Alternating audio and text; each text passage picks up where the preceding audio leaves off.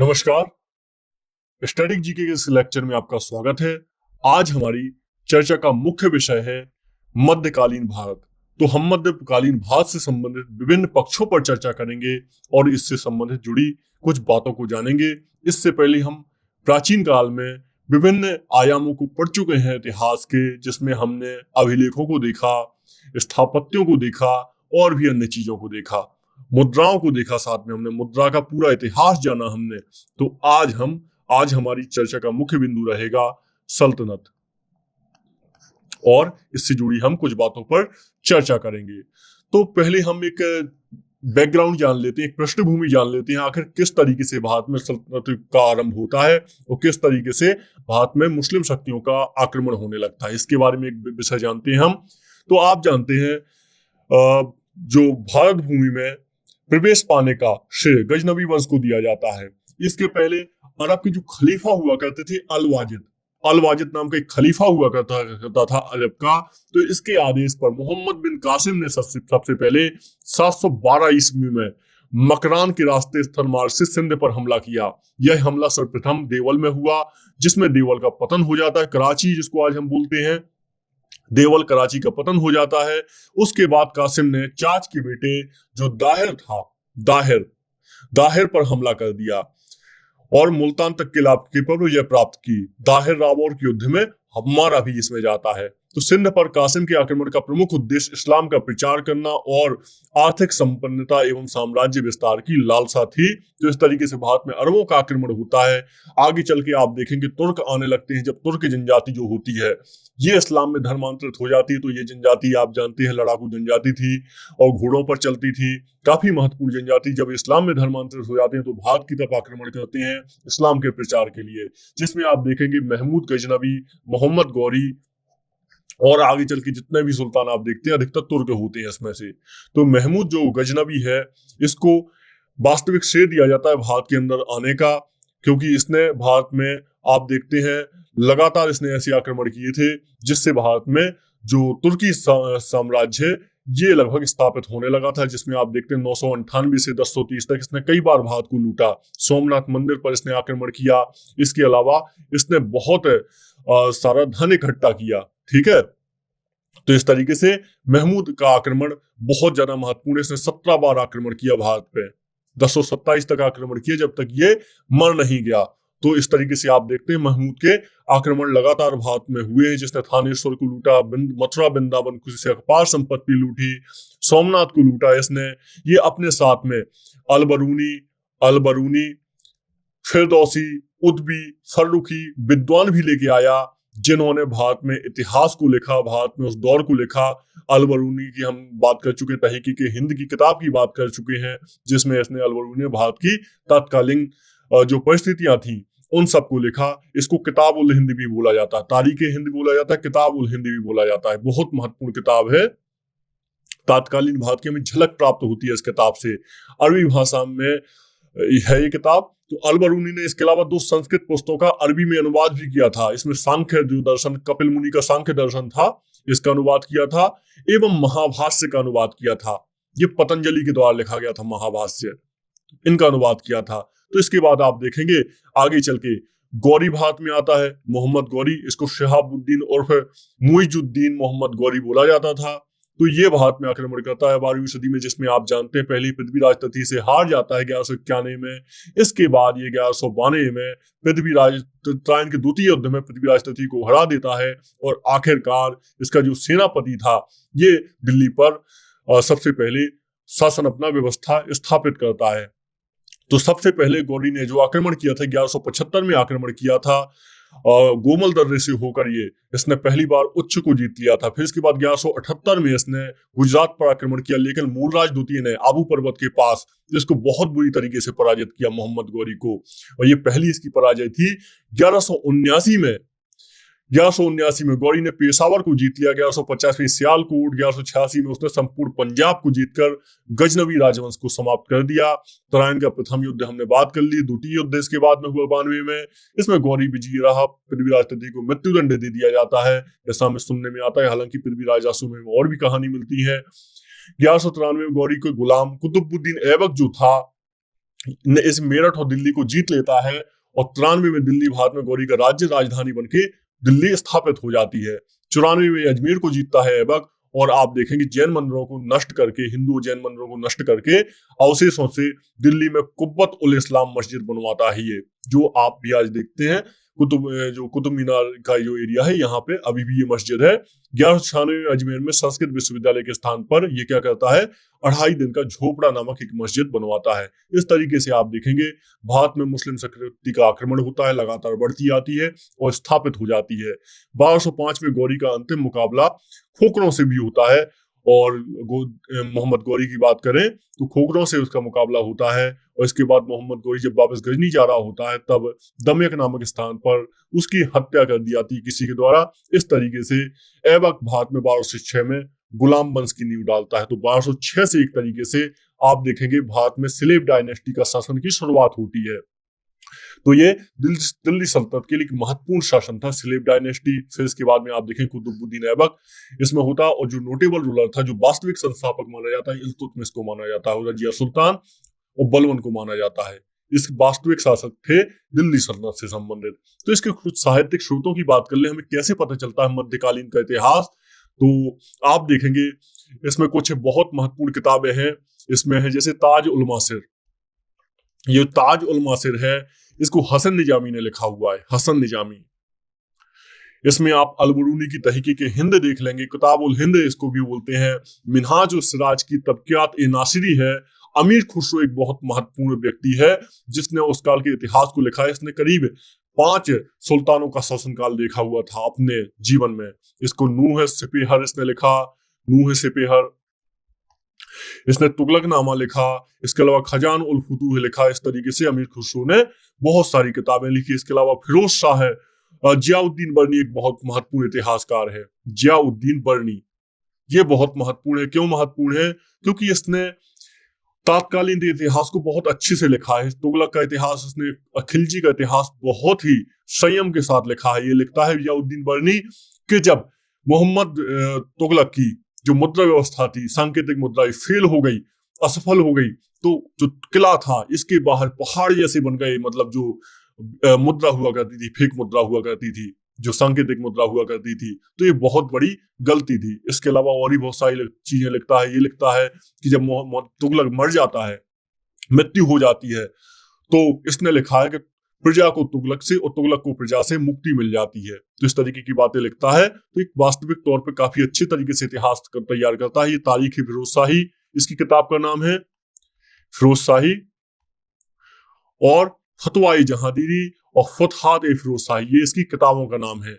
याद रखेंगे हम, बहुत महत्वपूर्ण किताबें हैं। इसके अलावा आप देखेंगे और भी बहुत सारे तात्कालीन जो महत्वपूर्ण इतिहासकार हैं जिन्होंने इसको लिखा, जिसमें अबीर हसन हो जाएंगे, सिज्जी हो जाएंगे, शेख रजकुल्ला हो जाएंगे। इस तरीके से आप देखेंगे बहुत सारे इतिहासकार हैं। इसमें कुछ विदेशी यात्रियों का विवरण भी शामिल है।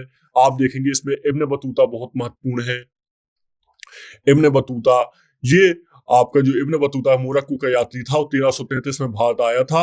इसने मोहम्मद बिन तुगलक के शासनकाल में भारत में रहा और इसकी रचना जो थी, ये रेहाला इसकी रचना हुआ करती थी। बहुत सारे एग्जामों में पूछा गया है। इसके अलावा आप देखते हैं अब्दुल रज्जाक, एक महत्वपूर्ण इतिहास का महत्वपूर्ण पूर्ण व्यक्ति था, जो विदेशी यात्री था, ईरानी राजदूत था। ये जो अब्दुल रज्जाक था, देवराज द्वितीय के शासनकाल में भारत आया था।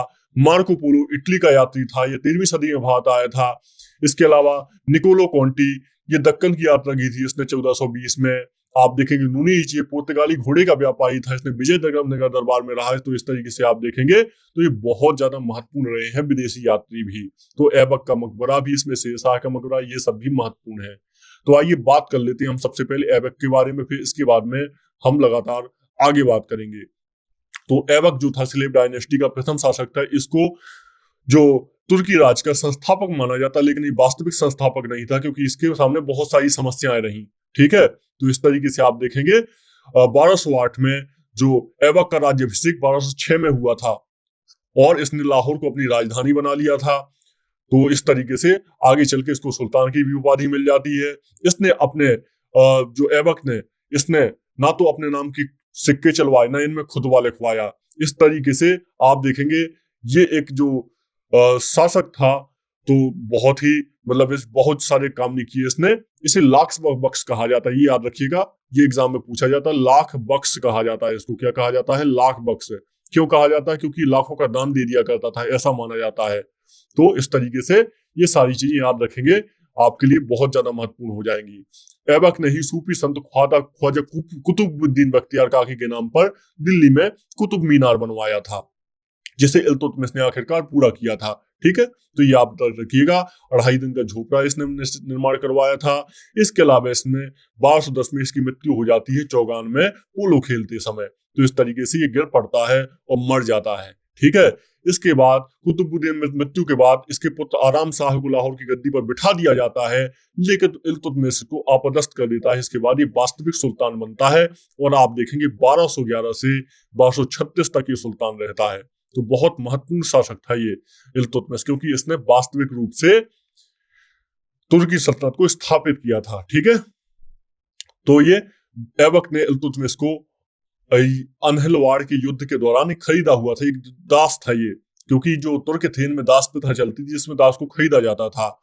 यह ऐबक का गुलाम और दामाद था। तो इल्तुतमिश शमशी वंश का था और इलवारी तुर्क था ये, इलवारी तुर्क था ये। ठीक है, इसको वैधानिक सुल्तान था ये, क्योंकि इसने क्या किया था, सुल्तान पद की स्वीकृति गौर के शासक ने नहीं, बल्कि इसने सीधे खलीफा से सुल्तान पद की स्वीकृति प्राप्त की थी। दिल्ली के गद्दी के दावेदार ताजुद्दीन यलदोज और नासिरुद्दीन कोबाचा को इसने समाप्त किया था, क्योंकि इसके तो ये भी जो मोहम्मद गौरी था इसकी ये भी गुलाम थे, यलदोज और कोबाचा।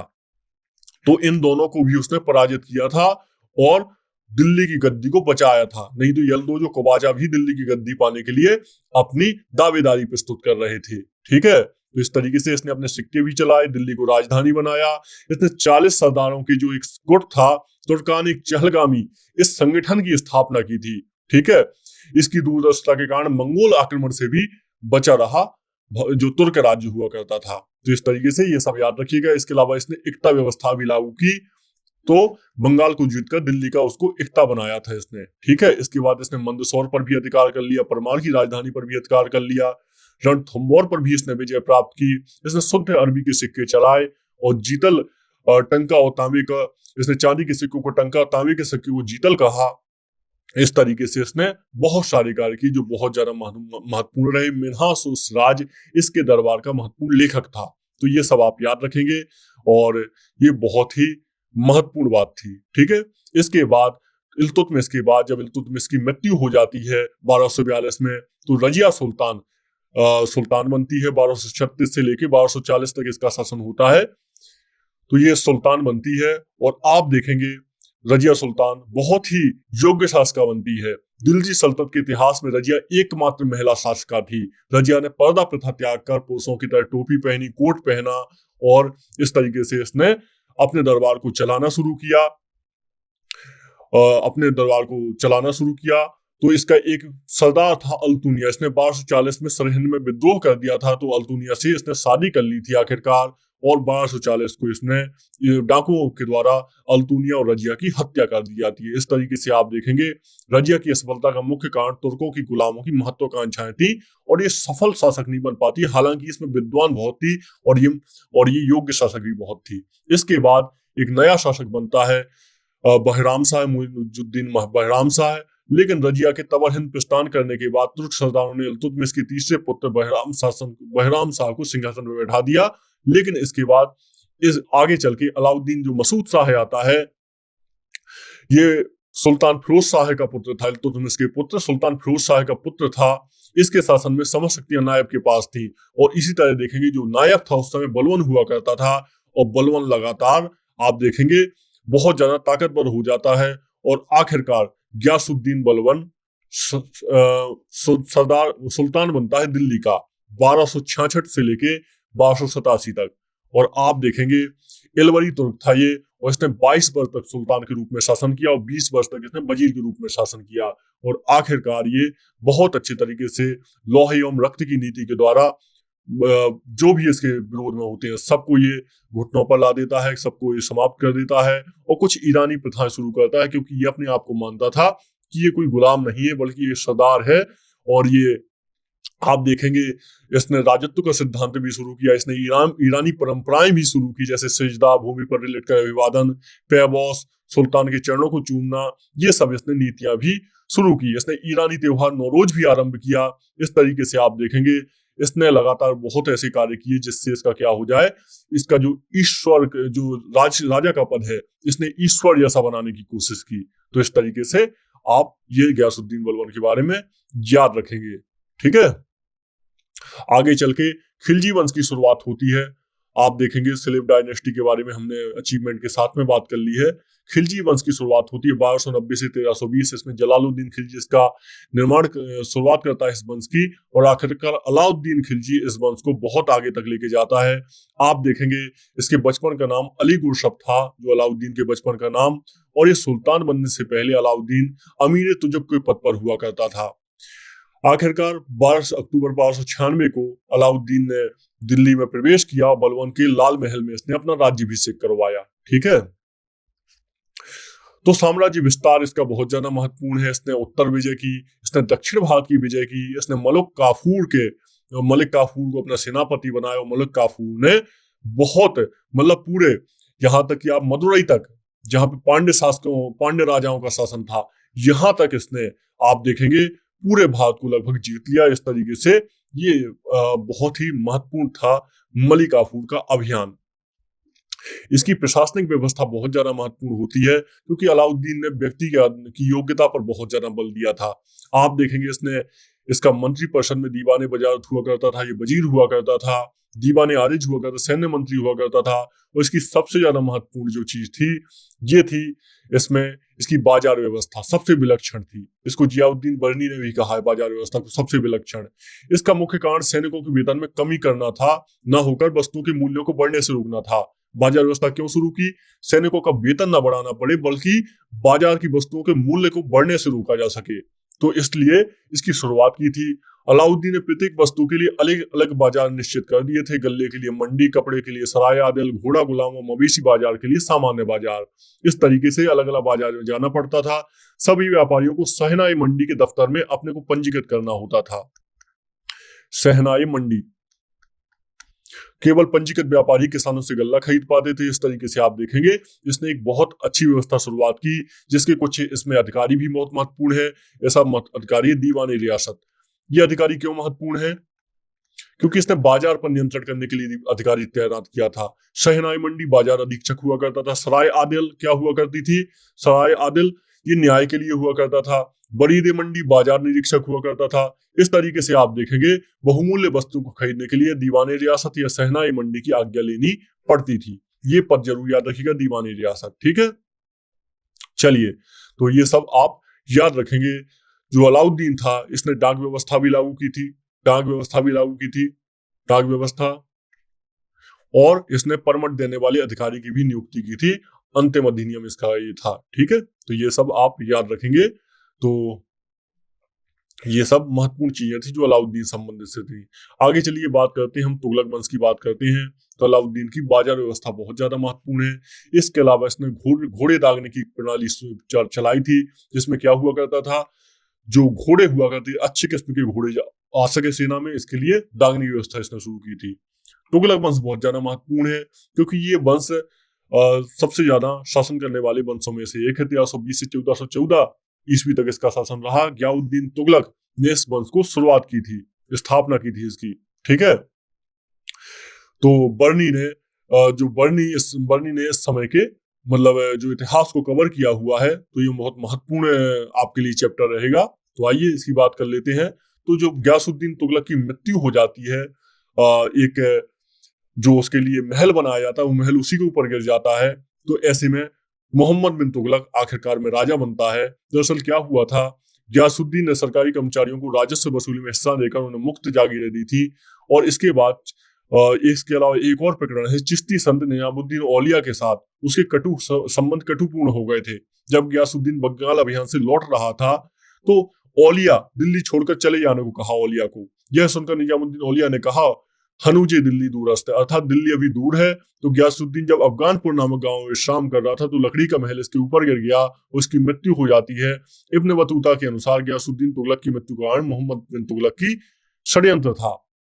तो इस तरीके से आप देखेंगे मोहम्मद बिन तुगलक सत्ता में आता है, जो 1325 से 1351 तक रहता है, 1325 से 51 तक रहता है, और ये भारत में बहुत अच्छा शासन करता है। इसकी बड़ी बड़ी योजनाएं होती हैं। तो इसके शासन का, मोहम्मद बिन तुगलक का जो मूल नाम था, ये जूना खां हुआ करता था। उसने उलूग खां की उपाधि भी धारण की थी, और ये गयासुद्दीन का पुत्र हुआ करता था। ठीक है, गयासुद्दीन का। तो इसके शासनकाल में इब्न बतूता भारत आया हुआ था, और 1342 में इब्न बतूता ने अपने ये 1333 ईस्वी में मोरक्को का यात्री इब्न बतूता भारत आया था, जिसे दिल्ली का काजी नियुक्त किया गया था। तो इस तरीके से आप याद रखिएगा, इब्न बतूता भी इसके काल में भारत आया। तो ये आप सब याद रखिएगा। इसके प्रशासनिक परिवर्तन की कुछ बात करें तो वह दिल्ली का प्रथम सुल्तान था जिसने योग्यता के आधार पर पद देना आरंभ किया था। इसलिए इसमें हिंदुओं मुसलमानों को सम्मानित पद प्रदान किए थे। दोआब में इसने कर वृद्धि कर दी थी। दोआब जो गंगा ब्रह्मपुत्र का जो मैदान है, जिसको आप देखते हैं आज अवध बसा हुआ, पूरा उत्तर प्रदेश बसा हुआ है इस मैदान पे। इसने कृषि की उन्नति के लिए अमीर कोही को नियुक्त किया, राजधानी परिवर्तन किया, दिल्ली से देवगिरी को स्थानांतरित किया, हालांकि असफल रहा। इसके अलावा इसने सांकेतिक मुद्रा चलाई। सांकेतिक मुद्रा भी इसकी असफल रही। इस तरीके से आप देखते हैं मोहम्मद बिन तुगलक की अधिकतर योजनाएं असफल रही हैं। इसके अलावा इसने अभियान की सोची, मंगोल आक्रमण में के इसने नेतृत्व किया कई बार। इसने खुरासान पर आक्रमण करने की, खुरासान यानी अफगानिस्तान पर आक्रमण करने की योजना बनाई, हालांकि कार्य रूप नहीं ले सकी और सेना को भंग कर दिया गया। तो इस तरीके से आप देखेंगे इसने इसके अलावा कुराचिल अभियान किया, जो पहाड़ी राज्य हुआ करते थे इनका अभियान किया। इस तरीके से इसकी सेना बहुत ज्यादा नष्ट हो गई। आप देखेंगे आधुनिक हिमाचल प्रदेश के कुमायूं जिले में इसने कई बार आक्रमण किए, जिससे इसकी सैन्य शक्ति दुर्बल होती गई, क्योंकि पहाड़ी राज्यों में जाना अपने आप में बहुत दुष्चक्र का मुश्किल कार्य हुआ करता था। ठीक है, तो ये सब आप याद रखेंगे। और ये फिरोज शाह, आइए अब बात करते हैं फिरोज शाह तुगलक के बारे में। ये मोहम्मद बिन तुगलक के बारे में एक राजा बना था, क्योंकि मोहम्मद बिन तुगलक जब बीमार हो गया, उसकी 1351 में मृत्यु हो गई, तो इसके बदायूं ने कहा था कि सुल्तान को उसकी प्रजा से, प्रजा को सुल्तान से मुक्ति मिल गई। और आखिरकार 1351 से 1388 तक फिरोज शाह तुगलक राजा बनता है। और ये आंतरिक शासन के लिए कुछ ऐसी नीतियां अपनाता है ताकि मुस्लिमों को खुश कर सके। इसके लिए आप देखेंगे ये जजिया कर शुरू करता है, हिंदुओं पर जो कर हुआ करता, धार्मिक कर।